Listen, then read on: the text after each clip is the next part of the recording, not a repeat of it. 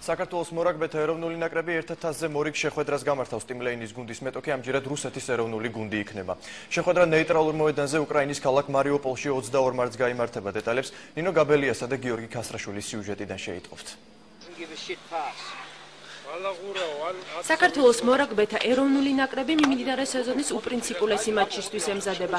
1-0-ის ბოლო შეხვედრაში რუმინეთთან გამარჯვების შემდეგ ტიმლეინის გუნდი დღეს პირველად შეიკრიბა და ლოკომოტივის სტადიონზე ივარჯიშა.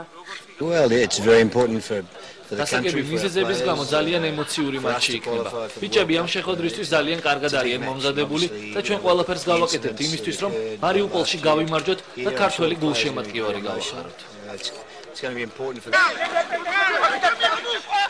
რუსეთის ეროვნული ნაკრების წინააღმდეგ მატჩში ქართულ ბორჯღალოსნებს რამდენიმე წამყვანი მორაგბე დააკლდებათ. ტრამვის გამო მნიშვნელოვან შეხვედრას თედო ზიბზიბაძე და აუქსენტი გიორგაძე გამოტოვებენ.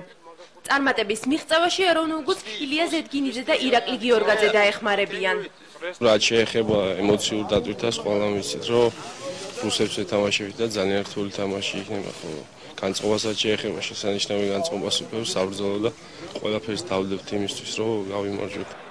საქართველო-რუსეთის მატჩმა დასავლურ მედიაშიც დიდი ინტერესი გამოიწვია. ქართულ მორაგბეთა დღევანდელ ვარჯიშს ფრანგული ტელეკომპანია Channel Plus-ის გადამღები ჯგუფი დაესწრო. საქართველოს ნაკრები ძალიან კარგად დაკომპლექტებული გუნდია. ბევრი თქვენი მორაგბე საფრანგეთში ასპარეზობს და ეს მათ გამოცდილებაზე მიუთითებს. ვთვლი, რომ რუსეთის ნაკრების დამარცხება საქართველოს რეალურად შეუძლია. საქართველო-რუსეთის სარაგბო დაპირისპირებაში ეროვნულ ნაკრებს ასეულობით გულშემატკივარი უქრომაგებს. ბორჯღალოსნების საგულშემატკივრად სპეციალურად ამ მატჩისთვის თბილისიდან მარიუპოლის მიმართულებით ჩარტერული ავიარეისი შესრულდება.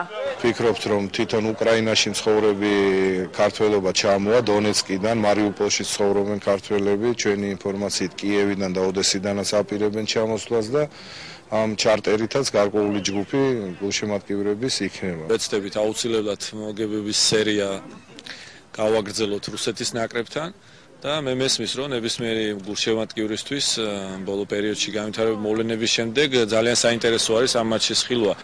1-0-ის მიმდინარე სეზონზე ქართულმა ბორჯღალოსნებმა 4 მატჩიდან 3 მოიგეს და პირველ ადგილს იკავებენ. რუსეთის ნაკრებმა კი დღემდე გამართულ სამივე შეხვედრაში წარმატებით იასპარეზა და სატურნირო ცხრილის მეორე პოზიციაზე იმყოფება.